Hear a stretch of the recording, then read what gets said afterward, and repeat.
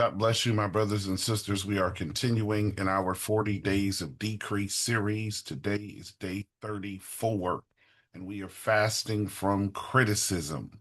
Our scripture lesson today is John chapter 20, verses 10 through 18, and I want to commend you to be sure to read through the scriptures for today as they will help to orient you to the material. But let's get into our lesson. Criticism often shows up as discernment. It sounds thoughtful, measured, even righteous. Yet criticism can become a way of standing at a distance, protecting ourselves from vulnerability while judging what we refuse to enter. When criticism dominates, compassion withers, and attentiveness gives way to analysis. Lent challenges this posture, asking whether our words have been shaped more by proximity or by protection.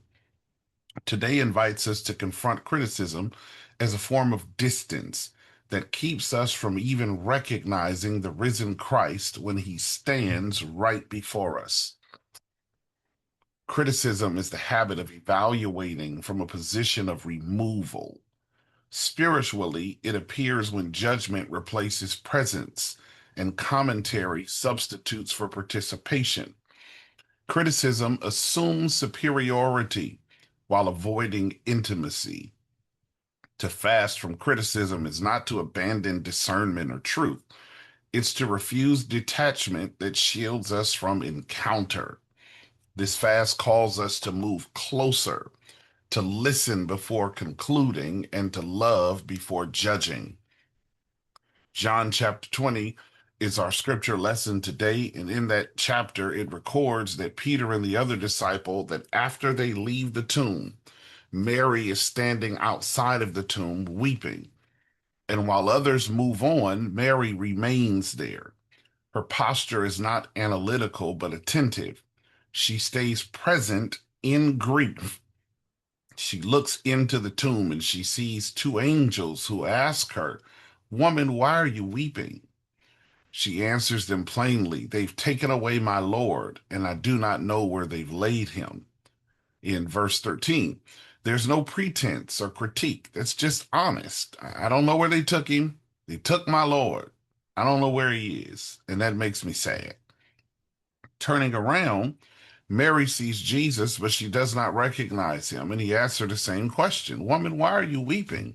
Whom are you seeking?" In verse 15, Mary assumes he's the gardener and responds with grief rather than suspicion. She hands her grief to the gardener. Everything changes when the gardener calls her by her name. In verse 16, he says, "Mary," and recognition emerges not through evaluation, but through relationship. Criticism gives way to encounter. Jesus reveals himself not to observers, but to the one who stayed near. He commissions Mary in verse 17, "Go to my brothers and say to them, I'm ascending to my Father and your Father."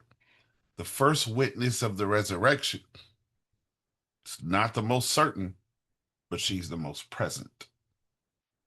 Criticism often misrecognizes what God is doing because it prioritizes explanation over encounter. Mary recognizes Jesus only when relationship overrides assumption. The resurrection is not discovered through distance, but through nearness. Jesus does not rebuke Mary for confusion. He just invites her deeper. Criticism interprets from afar, but love learns up close. This narrative exposes how easily judgment can blind perception when presence is abandoned. Criticism distances us from recognition. The risen Christ is most often encountered by those who remain present rather than those who move on too quickly. When judgment steps aside, relationship becomes possible. Lent retrains speech and attention. By fasting criticism, we practice replacing judgment with curiosity and distance with devotion. This discipline forms humility, patience, and compassion.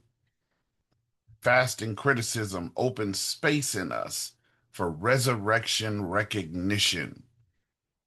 Today's fast invites self examination. Notice how often your first response is evaluation rather than attentiveness, and ask where criticism has replaced compassion. Then choose one practice of presence today: listening without correcting, observing without concluding, or responding with judgment instead of mercy. Here are your questions for reflection before you pray today. Where has criticism become my default posture? How does judgment distance me from others and from God? And what might it look like to stay present rather than to move on? Again, I want to commend you to read through the scriptures for today. That's John chapter 20, verses 10 through 18, and then to take the time to pray. Pray and ask God to reveal to you where you have allowed criticism to override Christ. God bless you, my brothers and sisters, and we'll see you on the next day of Lent.